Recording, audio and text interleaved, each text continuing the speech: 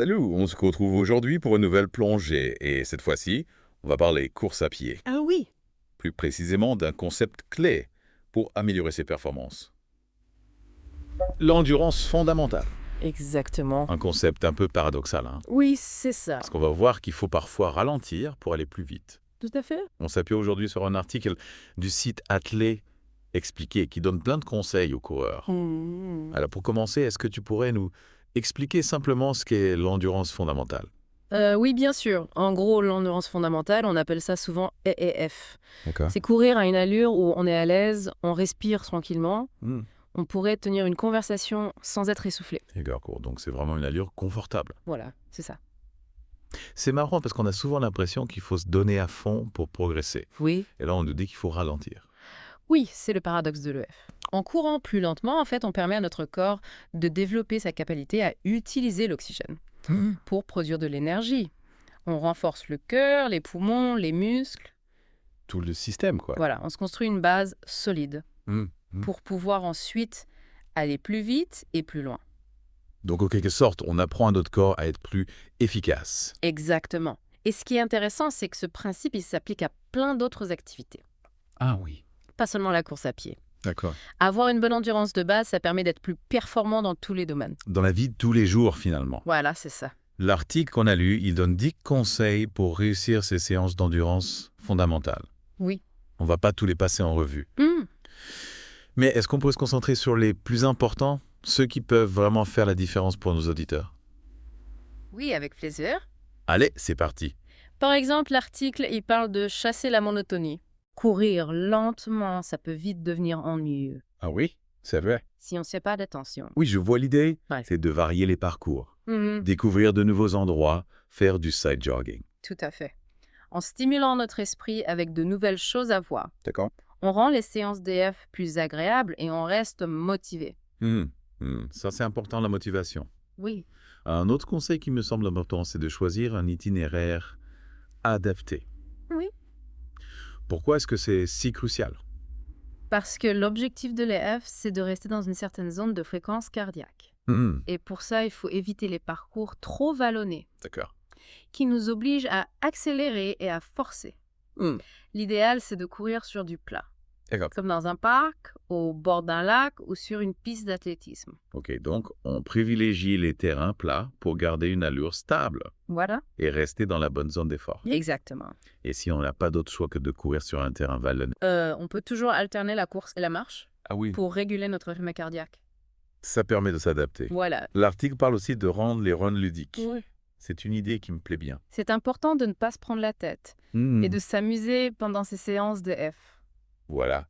On peut écouter de la musique, se lancer des petits défis avec sa montre connectée.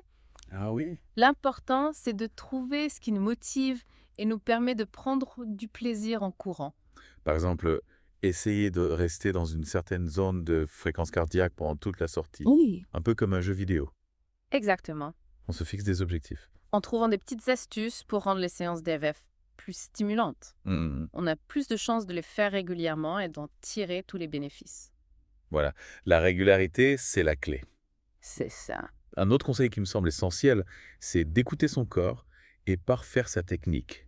Ouais. Qu'est-ce que tu peux nous en dire plus? Bien sûr. Le F, c'est le moment idéal pour travailler sa technique de course. Puisqu'on court à une allure plus lente. Moins traumatisante pour le corps. D'accord. On peut se concentrer sur sa posture, son placement de pied, la fluidité de ses mouvements. L'article parle du talk test pour vérifier si on est dans la bonne zone d'effort. C'est quoi exactement? Le talk test, c'est très simple si on peut tenir une conversation sans être essoufflé pendant qu'on court. C'est qu'on est probablement à la bonne allure pour les F. Génial. C'est un repère facile à utiliser. Oui. Et qui permet de s'adapter en temps réel. Tout à fait. Et pendant qu'on y est, on peut profiter de ce rythme plus cool pour vraiment se focaliser sur nos mouvements et corriger les petites erreurs. Tout à fait. L'EF, c'est une occasion en or pour peaufiner sa technique et éviter les blessures. Et on n'oublie pas le conseil. Courir en duo. Ah oui. Courir avec un ami, ça peut vraiment booster la motivation. Ah oui, c'est sûr. On peut discuter, s'encourager mutuellement. Le temps passe beaucoup plus vite. C'est convivial aussi. Voilà. Et puis, ça nous responsabilise. Ah oui. On a moins de chances de sauter une séance si on a rendez-vous avec quelqu'un. C'est vrai. Et puis, l'article donne aussi d'autres conseils importants, comme établir un programme progressif. Oui, Varier les entraînements, optimiser la récupération, travailler sa technique. tout à fait. Tous ces éléments sont importants pour tirer le meilleur parti de son entraînement en endurance fondamentale. Mhm. Mais avant d'aller plus loin, il y a une question essentielle. Oui. Comment on fait pour calculer la fréquence cardiaque idéale Ah oui, pour nos séances DF? c'est la question à 1 million. Voilà, On en parle juste après la pause. parfait. Alors, pour calculer la fréquence cardiaque idéale pour les F, Hmm. l'article parle de la formule de Galish. Oui. Tu peux nous en dire plus? Oui, la formule de Galish, c'est une méthode pour estimer notre fréquence cardiaque maximale, la FCM, c'est-à-dire le nombre maximum de battements que notre cœur peut faire en 1 minute. En gros, c'est FCM, equals 122,6 ingur. 0,6 exoge. Disons que j'ai 35 ans. Ma FCM serait donc de 181,5, 0,7 Oui. soit environ 21,2 battements par minute. Exactement. Une fois qu'on connaît sa FCM, on peut déterminer sa zone d'endurance fondamentale, Oui, qui se situe entre 65% et 75% de cette valeur. d'accord. Dans ton cas, ça donnerait entre 118 et 136 battements par minute environ. Donc si je m'entraînais en endurance fondamentale, Oui. je dois m'assurer que mon cœur bat entre 118 et 138 fois par minute pendant ma course. Voilà. Je peux utiliser ma montre connectée pour vérifier ça, c'est super pratique. Tout à fait. Et si on n'a pas de montre connectée, Mhm. on peut toujours se fier à ses sensations Oui. et au talk test. D'accord. Si on arrive à parler sans être essoufflé, c'est bon signe. Voilà, c'est ça. Super. Ah. On a parlé de la zone de fréquence cardiaque. Mais est-ce qu'il y a d'autres éléments à prendre en compte pour réussir ces séances DF? Ah. L'article mentionne l'importance d'établir un programme progressif. Oui, c'est essentiel. Il ne faut surtout pas partir bille en tête D'accord. et vouloir en faire trop dès le début. L'idée, c'est de commencer par des séances courtes et faciles et d'augmenter progressivement la durée et l'intensité au fur et à mesure qu'on progresse. Donc on y va doucement, on écoute son corps Voilà. et on augmente la difficulté petit à petit. Exactement. L'article recommande d'augmenter le volume d'entraînement de 10 à 15% maximum par semaine D'accord. pour éviter les blessures et le surentraînement. C'est un conseil précieux, surtout pour les débutants, Oui. qui peuvent être tentés d'aller trop vite. L'article parle aussi de varier les entraînements. Oui. Est-ce que tu peux nous en dire plus? Oui, il est important de ne pas faire que de l'EF. D'accord. Intégrer d'autres activités comme le vélo, la natation, la marche, permettent de solliciter différemment les muscles et de développer une condition physique plus complète. C'est une bonne façon de prévenir la routine. Oui. Et de se faire plaisir en variant les plaisirs. Tout à fait. Et pour la récupération, qu'est-ce que l'article recommande? Alors, l'EF est moins traumatisante pour le corps que des séances intenses. Oui. On peut donc s'entraîner plus souvent. D'accord. L'article suggère d'ailleurs d'utiliser les séances d'EF comme récupération active, Ah oui. après des séances plus intenses ou des compétitions. Ah oui, c'est intelligent. Et voilà. Au lieu de rester inactif après un gros effort, on fait une séance DF pour aider les muscles à récupérer Oui, voilà. et relancer la circulation sanguine. Exactement. Et bien sûr, il ne faut pas oublier l'importance d'un bon sommeil et d'une alimentation adaptée pour une récupération optimale. Tout à fait d'accord. On a parlé des techniques de course tout à l'heure. Oui. Mais l'article y consacre aussi un conseil spécifique. De quoi s'agit-il, ça? Le F, c'est le moment parfait pour travailler sa technique, puisqu'on court à une allure plus lente et plus contrôlée. L'article donne des conseils concrets pour améliorer sa posture, sa foulée et son placement de pied. C'est super intéressant. Voilà. On peut vraiment profiter de ces séances pour analyser sa technique Oui. et corriger les petits défauts. On n'aurait fait pas forcément le temps de voir quand on court vite. Tout à fait. En peaufinant sa technique, on améliore son efficacité. Oui. On court plus fluidement et on limite les risques de blessures. C'est vraiment génial. Voilà. Les F a vraiment que des avantages. Oui. Mais l'article mentionne quand même une erreur courante que les coureurs font souvent en endurance fondamentale. Ah oui. Laquelle, bon. Right. L'erreur la plus fréquente, c'est de courir trop vite en pensant être en endurance fondamentale. Ah oui. On peut facilement se laisser emporter par l'enthousiasme Oui. et accélérer sans s'en rendre compte. Beaucoup de coureurs se retrouvent en fait en endurance active, ce qui modifie l'objectif de la séance et le temps de récupération nécessaire. D'où l'importance de bien surveiller son allure et sa fréquence cardiaque. Voilà. Pour rester dans la bonne zone d'effort. Exactement. Le talk test et la perception de l'effort sont des indicateurs important pour s'auto-évaluer et ajuster son allure en conséquence. On a beaucoup parlé des aspects pratiques de l'EF, mais quels sont concrètement ses bénéfices pour le corps? Alors, l'endurance fondamentale a de nombreux bienfaits. Elle muscle le cœur, améliore la circulation sanguine, renforce les tendons et les articulations Oui. et permet de brûler efficacement les graisses. D'accord. C'est également l'allure idéale pour la récupération. Wow, c'est impressionnant.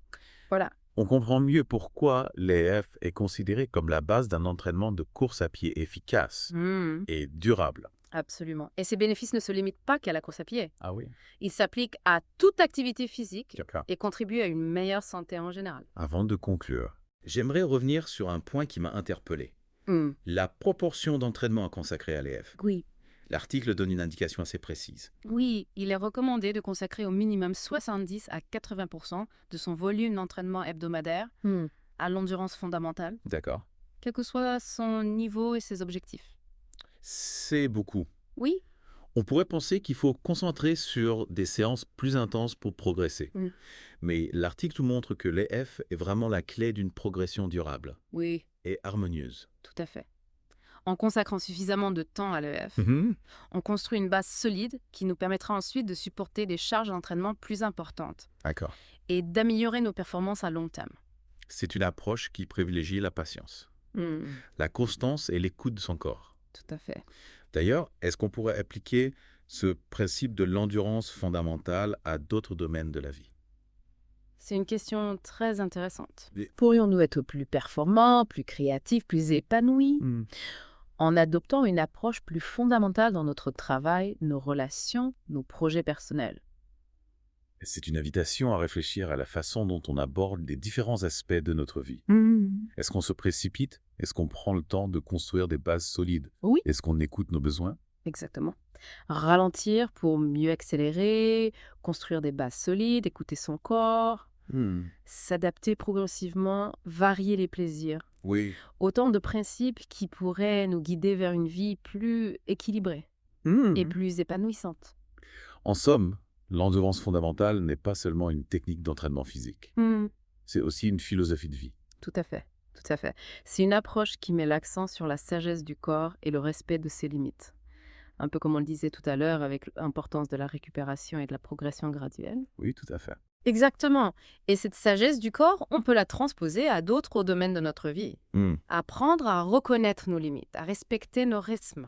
Alterner les moments d'effort et de repos, c'est essentiel pour une vie plus équilibrée et plus épanouissante. En fait, l'EF, ce serait un peu comme une métaphore de la vie. Oui. Il faut savoir ralentir, prendre le temps de construire des bases solides et ne pas vouloir brûler les étapes. C'est une belle image. Et n'oublions pas que même en courant lentement, on avance quand même. Oui. Chaque séance d'EF, même si elle paraît modeste, Oui. contribue à notre progression sur le long terme. C'est un message encourageant. Oui. On n'a pas besoin de se mettre une pression énorme pour atteindre nos objectifs.